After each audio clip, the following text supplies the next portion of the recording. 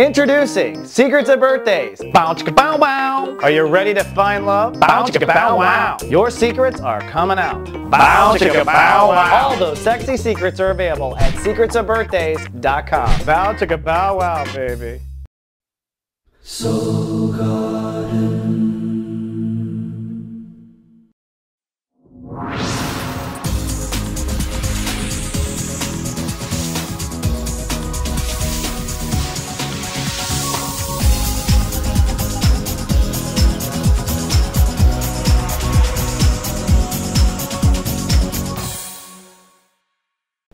Welcome to Soul Horoscopes Orbits Edition. From my webcam to yours, I'm Christopher Rayman Witecki, your soul biographer, here to help you put your astrology and orbit stories together into the life on Earth story known as you, or what I call now the universe. It's so great to be back. I've been off the air for 4 months doing my own personal spiritual sabbatical, but I am back, and I do have a couple announcements before we dive into the new horoscopes, which I'm excited to show you.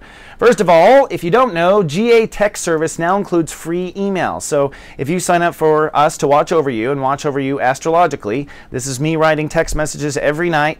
They now include a backup email in case you're out of range or don't get your text message service, and you can actually start the program for just 1 penny for the first week. So come on down if you haven't. We're now available worldwide. And if you don't know, you can come hang out with me live on Mondays at 12 p.m. Pacific in our guided hangouts. We have guided hangouts on Soul Garden really all week long, but mine is 12 on Mondays. So I hope to see you. If you have Google+, you can come and hop on webcam and actually chat with me.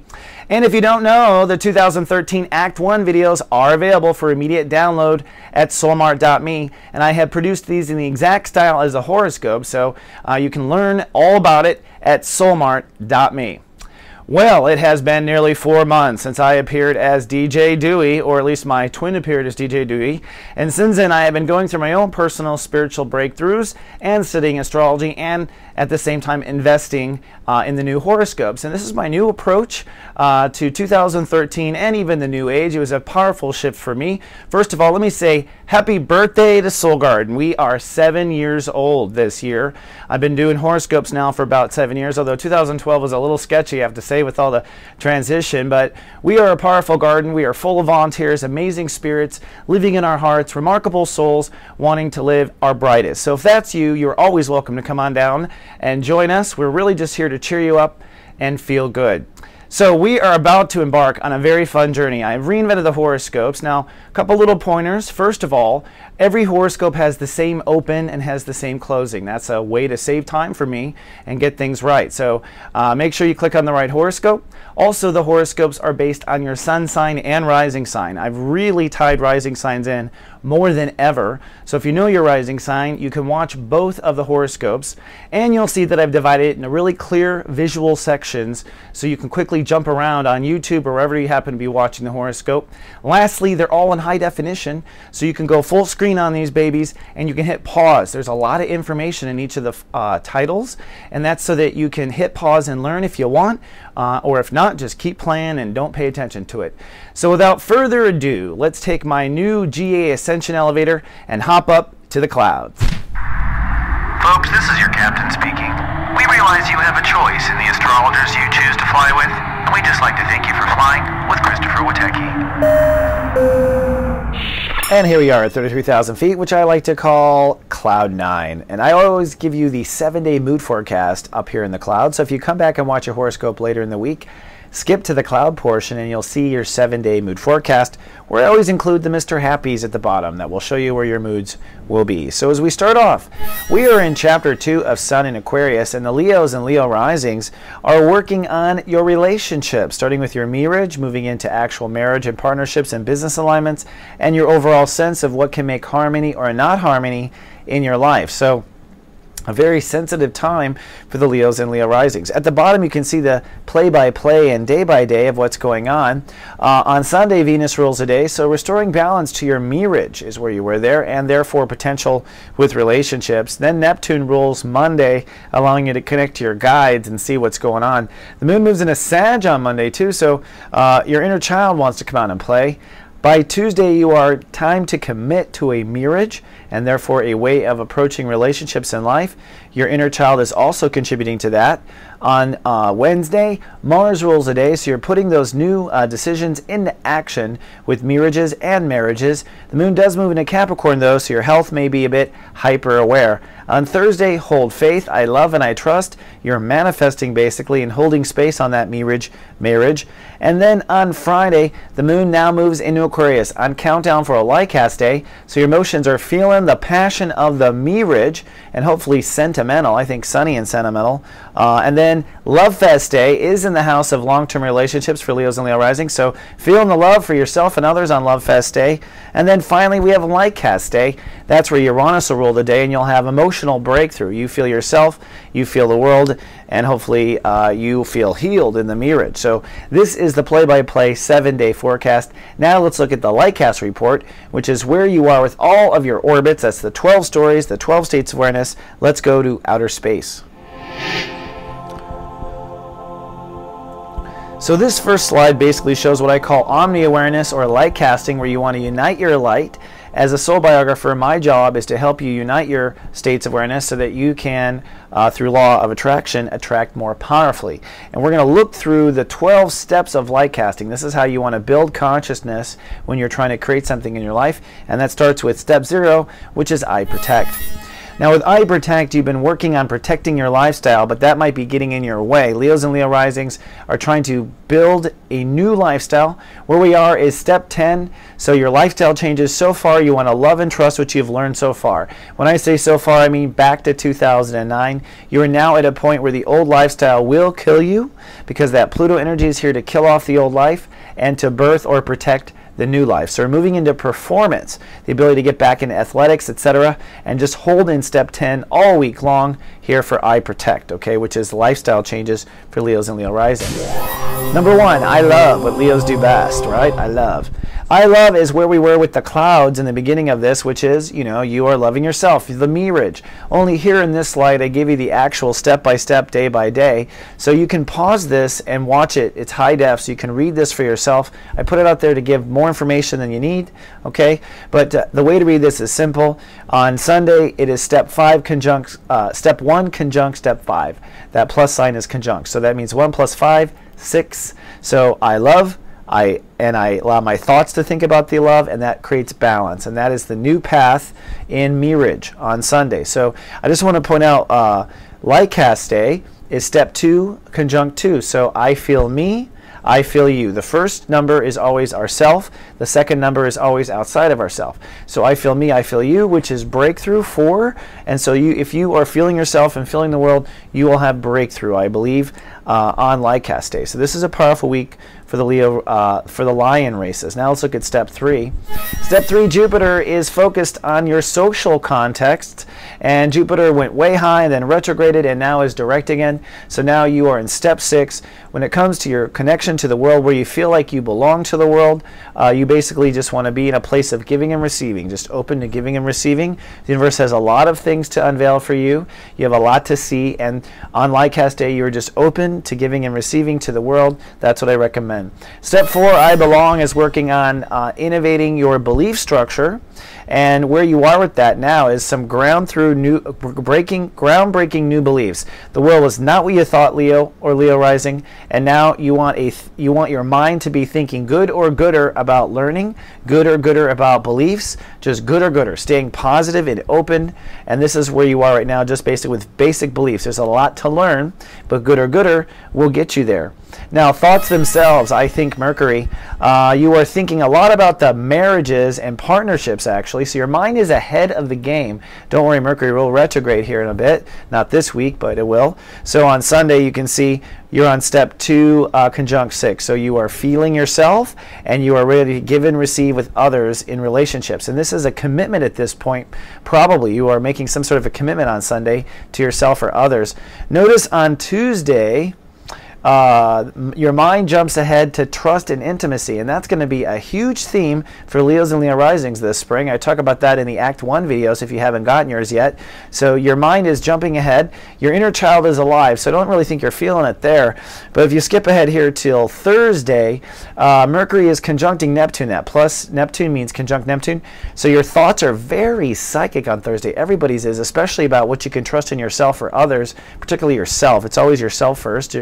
Intimacy, into me I see.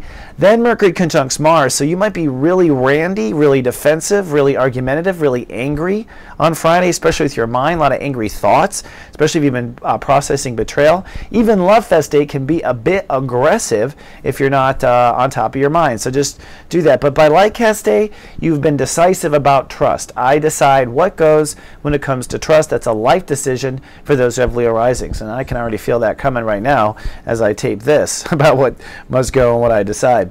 Now, giving and receiving is where we actually collect, for all of our work on the planet, is where we breathe in and out from the universe. A lot of light workers have problems with receiving.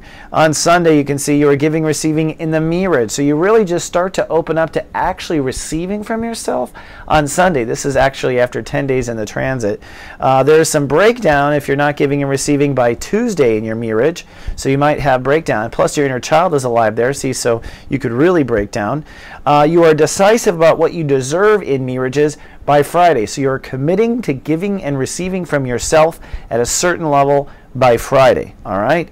Then on Saturday, Love Fest Day, well, the moon conjuncts Venus. That's what Love Fest Day is. So hopefully you want to act on what you love and feel is unique about you and really celebrate, I think, your mirage on that. And then on Light Cast Day, you are loving and trusting that your mirage will work out. That's where you stand with this. Oops, I always do that with the graphic. So funny. Now, I sense, that is Neptune, our psychic awareness. I sense is in Pisces for the first time since 1848. And for Leos, this means that you are getting psychic about your trust and intimacy, starting to get psychic about you, starting to smell things out in yourself before it even manifests. So psychic awareness is directed inward. That's boundaries, where you say yes, where you say no. For people who are damaged with sexual stuff or damaged by losing a parent early, this is the beginning of the healing of that. And we're in step 2. You just want to feel your psychic awareness all week long. Step 8, I decide. Saturn. Saturn is in Scorpio, and that has been forcing Leos to make new decisions about their emotional relationship to themselves. A lot of Leos breaking down like little children over the last few weeks. That's Saturn hacking away at the old emotional games, getting you to get to the core of maybe mother issues or nurturing parent issues. And where we are at the beginning of this horoscope is step 11, I love me and I love you. That's where you are with mom, with parents, with everyone. I love me, I love you. It's the Barney step, the gratitude step, and that's what you're going to be all week long. In fact, that's where you're going to be for a long time. If you see our Act 1 videos, we're going to retrograde on step 11, which is the healing vibration or the number of Virgo. Love, love, love. 1 and 1, right? Okay. Step 9, Mars. Mars is creating some havoc. Mars is moving into Pisces. That's trust and intimacy issues. So Mars is tearing up trust and intimacy issues all week long. You're really starting to feel it. That might be randy because it's your sexuality coming online. So you might be feeling randy there, step 1, 2, and 3. As you can see, by Wednesday, Mars is conjuncting Neptune, getting involved with Mercury and all that whole party. It's conjuncting Mercury as well. So Mars is flaring up our thoughts and flaring up our intuition there by Wednesday, and potentially breakdowns. So careful what you do on Thursday. That is a breakdown about where you feel like you belong. You might freak out, draw the wrong boundary. This is a trigger-happy transit on Thursday, so be careful about what you do on Thursday, Leos and Leo risings. And then on Light Cast Day, Mars has finally come to some peace with trusting yourself and others. So you're going to act on giving and receiving to yourself and others on Light Cast Day, and thank goddess it does come to a little peace. Then manifestation. Now, most people don't realize this, but we're always manifesting the opposite of what we are light casting. So you are light casting a mirage and marriages and partnerships, and what you are manifesting is new ego and strength, what you began in your birthday period 6 months ago. So you're going to find that no matter what happens in this week, you're feeling stronger than you ever have, and you're really going to feel that this week. That is action, strength, being able to take action, and effectiveness. So if you were feeling weak the last 10 days, that's because you were just birthing or manifesting this new ego that you start or set it out around your birthday. So that's good news. And then finally, Chiron, the common asteroid that tells us where we are healing.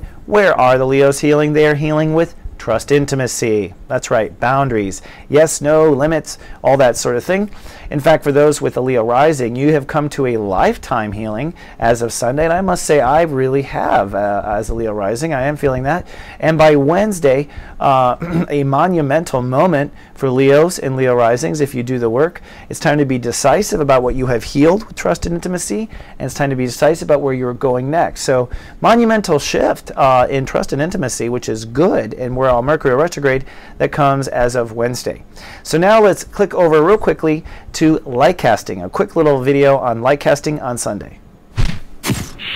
Every 28 days, the moon will cycle from full moon to new moon, where the moon becomes trapped, or for one moment, between the sun and the earth, which is known as the new moon, or what we call light cast day. Light cast day is the most powerful day of the month to unite your light, because the sun, I love, and the moon, I feel, come together, and those are steps 1 and 2 of manifestation or light casting. So on light cast day, we always recommend to fill your heart with love, to feel the love for what it is that you want to draw into your life, and to cast your love out into the universe.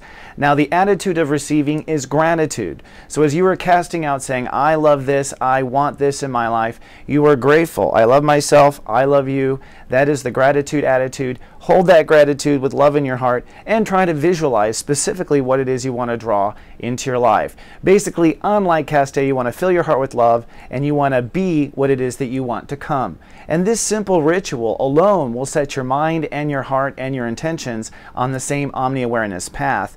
But it has been my experience literally that if you do this ritual during light cast, particularly during the powerful hours of the new moon, things do come faster. There's just something about it with the universe. This is going to conclude this week's horoscope, but before you go, I do want to pay a little attention and give some gratitude to some special souls who have been there for us, especially during the spiritual sabbatical I went on here in the last 4 months. And I literally want to thank these people personally by name, if you don't mind. Mary Slowick, great help. Kat Zenos, Corey Williams, Clarissa Richardson, James Roundy, Novus Herring, Susan Lear, Willinghorse, Anita Peralt, Carrie Wolf, Tina MacArthur, and John C. Morley for giving me this necklace. That's my first way of giving gratitude, and actually all those people listed donated money directly to Soul Garden, especially during the hard times and the holidays, and I just want to say thank you so much for your kind donations. We actually purchased some software that helped contribute to this new high definition with the money you gave us, and of course it helps us get along. So it is with great gratitude that I say thank you for your help, and thank everyone who made purchases over this time. If you've booked a reading with me, we are in pursuit with that. If you've ordered a Lightcast report card, we're working on that too. We thank you so much for your investment. It is a great appreciation to be on the air and serve humankind. So without further ado, I will say farewell for now, and I will see you back on the air next Sunday. Until then, happy Lightcast Day and live, love, be.